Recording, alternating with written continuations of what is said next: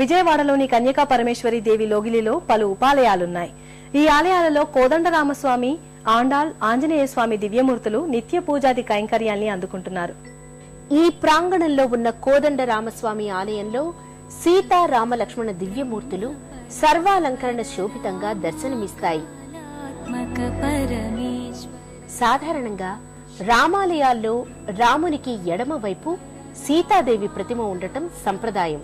కానీ ఈ లోగిలిలో రామునికి కుడివైపు సీతమ్మ, ఎడమవైపు లక్ష్మణస్వామి కొలువుతీరి ఉంటారు. ముఖం మినహా మిగతా ఆచ్ఛాదనమంతా కవచమయంగా అలంకృతమై ఉంటుంది. రామచంద్రునికి ఇరువైపులా శంఖ చక్రాలుంటాయి. దీంతో ఈ రాముడు రామనారాయణుడయ్యాడు.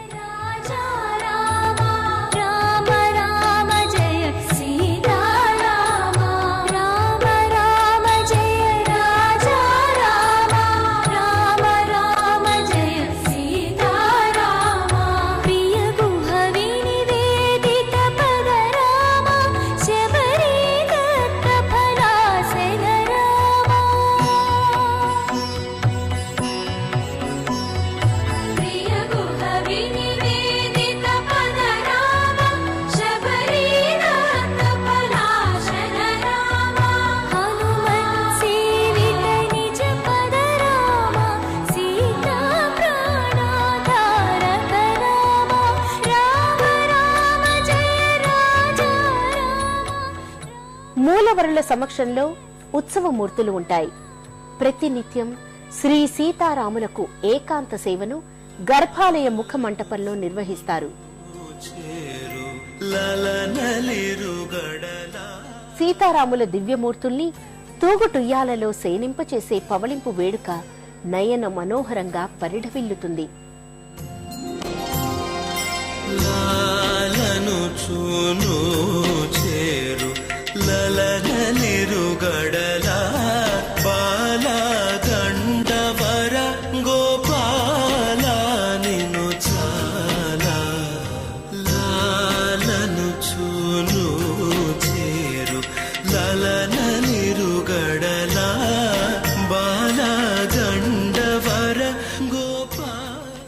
దంపతులు ఈ సీతారాముల పవళింపు వేడుకలో ప్రత్యేకంగా పాల్గొని ఆ దివ్యమూర్తుల అనుగ్రహానికి పాత్రులవుతారు. ఇదే లోగిలిలో ఆండాళ్ దివ్య సన్నిధి ఉంటుంది.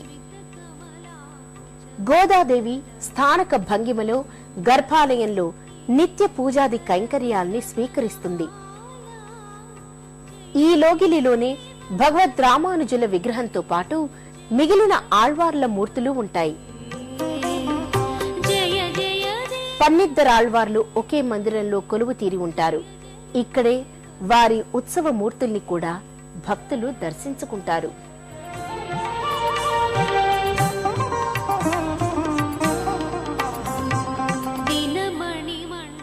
ఎత్ర ఎత్ర రఘునాథ కీర్తనం తత్ర తత్ర కృతమస్తకాంజలిం అన్నట్టుగా ఎక్కడ రాముడు రామనామం విలసిల్లుతుందో అక్కడ రామదాసుడు ఆంజనేయుడు కొలువుతీరి ఉంటాడు. ఈ లోగిలిలో ఉన్న రామభక్త హనుమాన్ దాసాంజనేయ స్వామిగా ముకుళిత హస్తాలతో భక్తులకు దర్శనమిస్తాడు.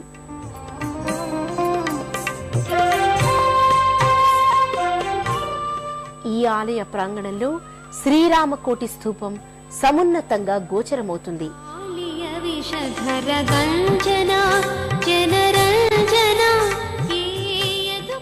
ఈ స్తూపంపై శ్రీరామ పట్టాభిషేకాన్ని ఆవిష్కరించే దివ్యమూర్తులు కొలువుతీరి ఉంటాయి.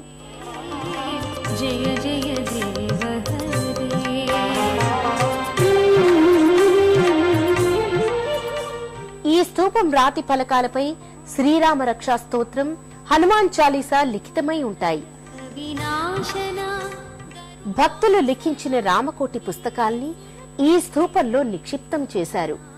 ఈ రామకోటి స్తూపం చుట్టూ రామనామాన్ని జపిస్తూ 11 సార్లు ప్రదక్షిణం చేసినట్టయితే రామకోటి రాసిన ఫలితం కలుగుతుందని చెప్తారు.